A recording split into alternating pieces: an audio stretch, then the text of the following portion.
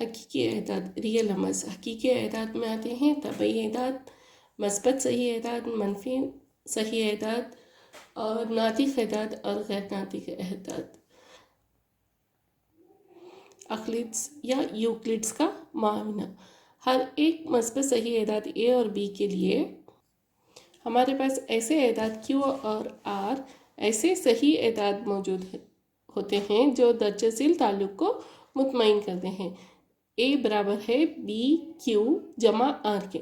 यहाँ पे ए क्या है आपका, ये मकसूम अलय है, और बी क्या है आपका, कासिम है, क्यू क्या है आपका, खारिज किस्मत है, और आर क्या है, बाकी है। यहाँ पे क्यू कभी भी सिफर नहीं हो सकता। जैसे अगर हम 20 को तकसीम करेंगे 3 से तो ये क्या होगा, 3 6 18, 20 में से 18 निकालने पे आएगा 2, तो हमारा क्यू क्या होगा, कोशेंट यानी खारिज किस्मत क्या होगा 6, कासिम यानी डिवाइज़र 3 होगा, और डिविडेंड यानी मकसूम अलय क्या है, ए होगा, और ये जो रिमाइंडर है ये क्या होगा, बाकी 2। तो इसमें आर बाकी है, क्यू क्या है, खारिज किस्मत है, बी क्या है, कासिम है, ए क्या है, मकसूम अलय है। तो ये हमारा क्या है, यूक्लिड्स की तकसीम का मामला है। तो एक यूक्लिड्स की तकसीम का मामला क्या है, मस्बत सही एदाद ए और बी के लिए ऐसे दो मुनफरद सही एदाद मौजूद होते हैं जो ए बराबर है बी क्यू जमा आर को, और सिफर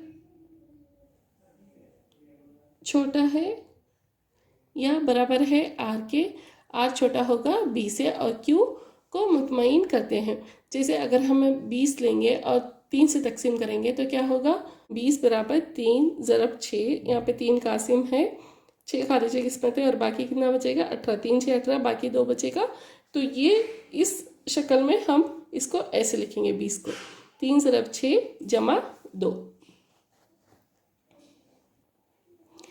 यूक्लिड्स की तकसीम की एल्गोरिथम। दो मस्बत सही एदाद मान लीजिए सी और डी हैं, जहाँ सी बड़ा है डी से, का HCF यानी आद्य आज़म मुश्तरक हासिल करने के लिए हम मंदरजसील इक़दाम उठाते हैं। कदम 1, सी और डी पर यूक्लिड्स के तकसीम के मावने का इस्तेमाल कीजिए। इस तरह के हमें मुकम्मल एदाद क्यू और आर ऐसे मिलते हैं, सी बराबर डी क्यू जमा आर, सिफर छोटा या बराबर होगा आर से, और आर छोटा होगा डी से। कदम 2 में क्या करेंगे, अगर आर बराबर सिफर है तो सी और डी का HCF क्या होगा, मुश्तरक होगा। अगर आर ना बराबर है सिफर के तो डी और आर पर तकसीम के मावने का इस्तेमाल कीजिए।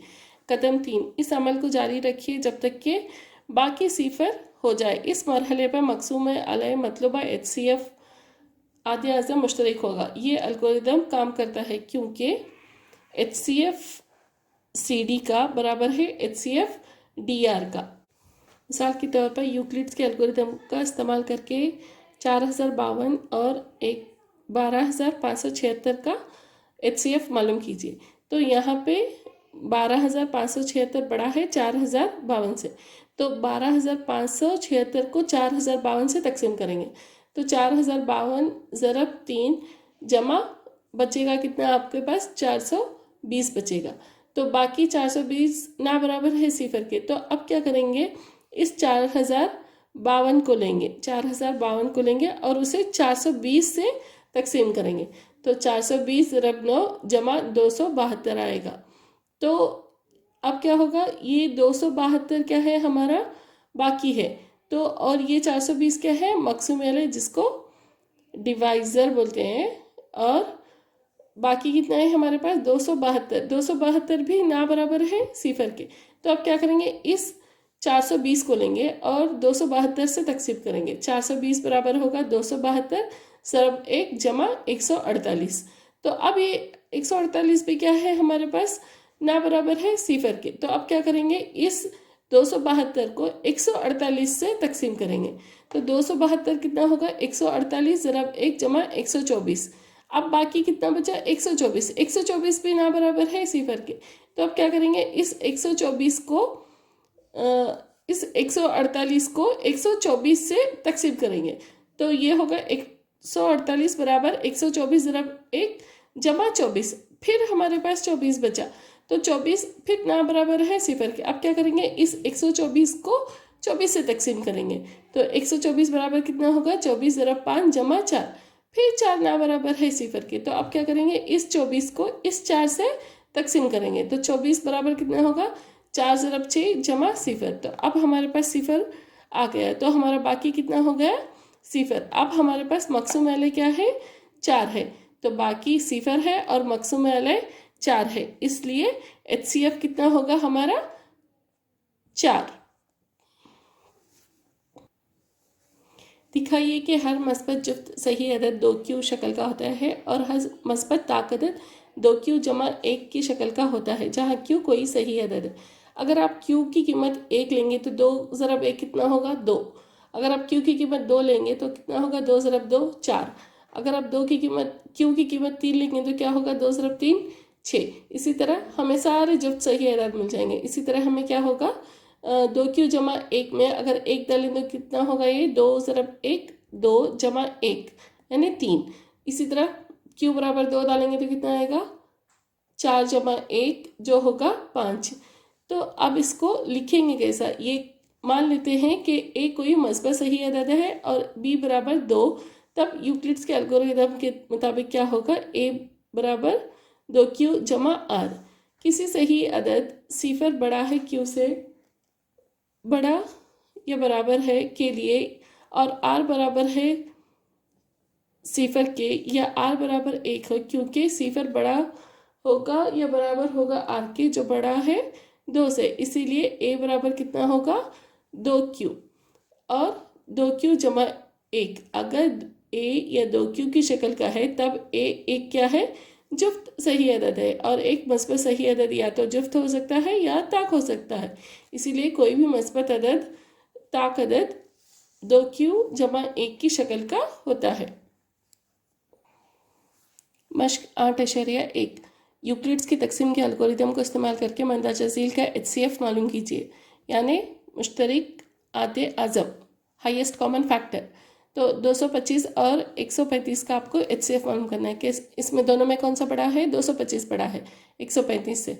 तो यूक्लिड्स के माने के तहत क्या होगा, 225 को हम 135 से तकसीम करेंगे। तो 135 से 135 बचा कितना, 90। तो 225 बराबर 135 ज़रब 1 जमा 90। अब 90 क्या है, ना बराबर है सिफर के। तो अब इस 135 को 90 से तकसीम करेंगे। तो 135 और 90 में 135 बड़ा है, 135 बराबर 90 ज़रब 1 जमा 45। तो बाकी कितना है फिर 45 जो ना बराबर है सिफर के। अब 90 और 45 में क्या, 90 बड़ा है तो 90 को 45 से तकसीम करते हैं। तो 90 बराबर कितना होगा, 2 ज़रब 45 जमा सिफर। तो यहाँ पर बाकी कितना आया, सिफर आया। तो यहाँ पर हमें रुकना है और मकसूम अलय हमारा क्या है, 45 है।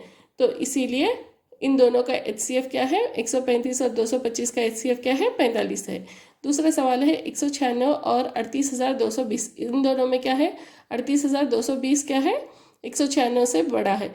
तो अक्लिड्स के माने के तहत क्या होगा, 38,220 बराबर है 196 ज़रब 195 जमा सिफर। आपको तकसीम करना है, 38,220 को तकसीम करेंगे 196 से तो आपको आएगा 195 और सिफर। तो बाकी कितना होगा यहाँ पे, सिफर और मकसूम अलय कितना है, 196। इसीलिए इन दोनों का HCF कितना है, 196।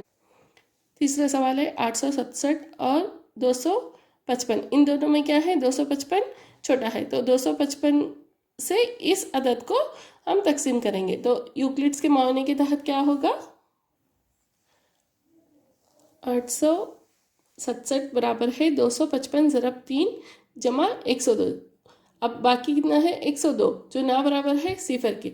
तो फिर यूक्लिड्स के माने के तहत क्या करेंगे, 255 और 102 में 255 बड़ा है तो फिर 255 को 102 से तकसीम करेंगे। तो ये कितना होगा, 255 को 102 से तकसीम करने पर 255 बराबर है 102 ज़रब 2 जमा 51 की। अब बाकी कितना बचा, 51 जो ना बराबर है सिफर के। तो फिर अब 102 को क्या करेंगे, 51 से तकसीम करेंगे। तो 102 बराबर कितना होगा, 51 ज़रब 2 जमा सिफर। तो अब यहाँ हमारे पास क्या आ गया, बाकी सिफर आ गया। तो हमें यहाँ पे रुकना है और हमारा मकसूम अलय कितना है, 51 है। तो इन दोनों का HCF कितना हो गया? 51। दूसरा सवाल है कि दिखाइए कि कोई भी मस्बत ताक अदद 6Q-1, 6Q-3 या 6Q-5 की शक्ल का होता है जहाँ Q कोई सही अदद है। फर्ज कर लेते हैं कि ये एक सही अदद है और B बराबर 6 है। तो यूक्लिड्स एल्गोरिदम के तहत क्या होगा? A बराबर 6Q-R और Q बड़ा होगा या बराबर होगा सिफर के। तो R बराबर कितना होगा? हमने कितना माना? B बराबर है 6 के। तो सिफर 1 2 3 4 5, क्योंकि R हमेशा या तो सिफर हो सकता है, सिफर से लेकर ये जो B है जो कासिम होगा आपका उससे छोटा ही होगा। तो R कितना होगा? 6 से छोटा होगा। A बराबर 6Q, यहाँ पे R की कीमत सिफर डाली तो ये हो गया 6Q। A बराबर 6Q-1, A बराबर 6Q-2, A बराबर 6Q-3, A बराबर 6Q-4, A बराबर 6Q-5 और 6Q-1 को और कैसे लिख सकते हैं? 2 ज़रब 3Q-1। अब ये 3Q को मान लेते हैं K1-1। इसी तरह 6Q-3 को कैसे लिखेंगे आप? 6Q-2-1। अब 6Q को कैसे लिख सकते हैं? 2 ज़रब, इनमें कॉमन लेंगे तो 2 ज़रब 3Q-1 अब ये 3Q-1 है, इसको हम मान लेते हैं K2-1। तो 6Q-3 कितना हो गया? 2K2-1। इसी तरह 6Q-5 को कैसे लिखेंगे आप? 6Q-4-1। इन दोनों में कॉमन क्या है? 2। तो ये अंदर क्या बचेगा ब्रैकेट में? 3Q-2-1। 3Q-2 कितना लेंगे हम? K3 लेंगे। तो ये होगा 2K3-1, जहाँ K1 K2 K3 क्या है? सही एदाद है। और 6Q-1 6Q-3 6Q-5 क्या है? सब 2K-1 की सूरत में है, जहाँ K क्या है? एक सही अदद है। इसीलिए 6Q-1 6Q-3 6Q-5 2 से तकसीम नहीं होते, इसीलिए क्या है? ये ताक अदद हैं। इसीलिए कोई भी मस्बत ताक सही अदद क्या है? 6Q-1 6Q-3 या 6Q-5 की शक्ल का होता है। तीसरा सवाल है, एक परेड में 616 अफराद की फ़ौज के एक दस्ते को 32 अफराद के एक फ़ौजी बैंड के पीछे चलना है। दोनों ग्रुपों को कॉलमों की एकसा तादाद में मार्च करना है। कॉलमों की वो बड़ी से बड़ी तादाद मालूम कीजिए जिसमें वो मार्च कर सकते हैं। 616 और 32 का HCF हमें कॉलम की वो बड़ी तादाद बता देगा जिसमें वो मार्च कर सकते हैं। यूक्लिड्स एल्गोरिदम के तहत क्या होगा? हमारे पास 616 और 32 में 616 बड़ा है, तो 32 से 616 को तकसीम करते हैं। तो 616 बराबर कितना होगा? 32 ज़रब 19-8। तो बाकी कितना बचा हमारे पास? 8, जो ना बराबर है सिफर के। तो फिर इस 32 को 8 से तकसीम करते हैं। तो 32 बराबर कितना होगा? 8 ज़रब 4 जमा सिफर। बाकी कितना बचा हमारे पास? सिफर। और मकसूम अलग कितना है हमारे पास? 8। तो HCF कितना होगा? 8। कॉलम की तादाद कितनी होगी? 8। चौथा सवाल है, यूक्लिड्स के तकसीम के मुआयने का इस्तेमाल करके दिखाइए कि किसी भी मस्बत सही एदाद का मुरब्बा या तो मुरब्बा या 3M या 3M-1 की शक्ल का होगा, जहाँ M कोई सही अदद है। मान लेते हैं कि ये कोई मस्बत सही अदद है और B बराबर 3 है। तो A बराबर कितना होगा? 3Q-R, जहाँ Q बड़ा होगा सिफर से, और R कितना होगा? सिफर 1 2 और सिफर से R बराबर या बड़ा होगा, और जो कासिम है 3 उससे छोटा होगा। तो A बराबर कितना हो गया? 3Q। अगर सिफर डालेंगे तो हम A बराबर कितना होगा? 3Q-1 और 3Q-2। अब इनको मुरब्बा करेंगे, इसको मुरब्बा करेंगे, इसको मुरब्बा करेंगे, इसको मुरब्बा करेंगे, क्योंकि हमें क्या करना है कि सही एदाद का मुरब्बा या तो 3M या 3M-1 की शक्ल का होगा, ये हमें साबित करना है। A का मुरब्बा बराबर कितना होगा? 3Q का मुरब्बा, जो बराबर है 3 का मुरब्बा कितना होगा? 9Q का मुरब्बा। इसको और कैसे लिख सकते हैं हम? 3 ज़रब 3Q का मुरब्बा। तो ये 3 को इधर लेंगे, ये 3Q के मुरब्बे को क्या करेंगे हम? मान लेते हैं K1। तो ये A का मुरब्बा कितना हो गया? 3K1। इसी तरह A का मुरब्बा कितना होगा? 3Q-1 का मुरब्बा, जो बराबर है, अगर हम इसको A-B का ब्रैकेट का मुरब्बे का ज़ाबिता लगाएंगे तो ये होगा 9Q का मुरब्बा जमा 6Q-1। यानी ए स्क्वायर ए का मुरब्बा जमा बी का मुरब्बा जमा 2ab बराबर है 3। इनमें इन दोनों में अगर 3 कॉमन लेंगे तो ये क्या होगा, 3 मुश्तरक लेंगे तो क्या होगा 3q का मुरब्बा जमा 2q जमा 1। तो ये हो गया 3, इसको मान लेते हैं k2 जमा 1। इसी तरह तीसरा 3q जमा 2 का मुरब्बा कितना होगा, इसे भी a जमा b का मुरब्बे का जाबिता लगाने पर क्या होगा, a का मुरब्बा यानी 3q का मुरब्बा होगा 9q का मुरब्बा, b का मुरब्बा यानी 4, 2 ज़रब 3 ज़रब 2, 2 3 6 6 2 नहीं 12, 12q। तो ये होगा 9q का मुरब्बा जमा 12q जमा 4। तो अब इन दोनों में कॉमन क्या है, 3 कॉमन है, 3 मुश्तरक है। तो यहाँ क्या होगा 3q का मुरब्बा जमा 4q जमा 1। मान लेते हैं इसे k3। तो a का मुरब्बा बराबर 3k3 जमा 1, जहाँ k1 k2 और क्या है k3 सही एदाद है। तो किसी भी मस्बत सही एदाद का मुरब्बा या तो मुरब्बा या तो 3m या 3m जमा 1 की शक्ल का होगा। 5वां सवाल है, यूक्लिड्स की तकसीम के मावने का इस्तेमाल करके दिखाइए कि किसी भी मस्बत सही एदाद का कब 9m जमा 1 या 9m जमा 8 की शक्ल का होगा। फ़र्ज़ कीजिए कि a एक सही अदद है और b बराबर है 3 के। a बराबर क्या होगा, यूक्लिड्स के मावने के तहत 3q जमा r, और q बड़ा होगा सिफर से और बाकी क्या होगा सिफर से बड़ा होगा, और जो आपका कासिम है उससे यानी 3 से छोटा होगा। तो a बराबर क्या होगा 3q या 3q जमा 1 या 3q जमा 2। मान लेते हैं कि पहले a बराबर 3q हो तो काब करने पर यानी इनका क्यूब लेने पर क्या होगा, a का काब करने पर a क्यूब बराबर है 3q का क्यूब। तो a काब बराबर है 27q क्यूब। तो अब a क्यूब बराबर होगा, इस 27 को आप कैसे लिख सकते हैं, 9 ज़रब 3 लिख सकते हैं। तो 9 ये 3q क्यूब क्या होगा आपका, इसको हम यम मान लेंगे। तो ये a काब करने पर क्या मिलेगा हमें, a⁻³ a क्यूब बराबर है 9m के, जहाँ m क्या है एक सही अदद है। तो m बराबर कितना होगा 3q का क्यूब।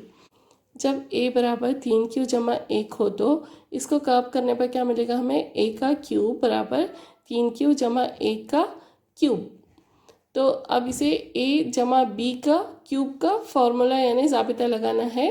तो ये कितना होगा, a क्यूब बराबर a क्यूब यानी 3 का क्यूब जमा 27q स्क्वायर q का मुरब्बा जमा 9q जमा 1।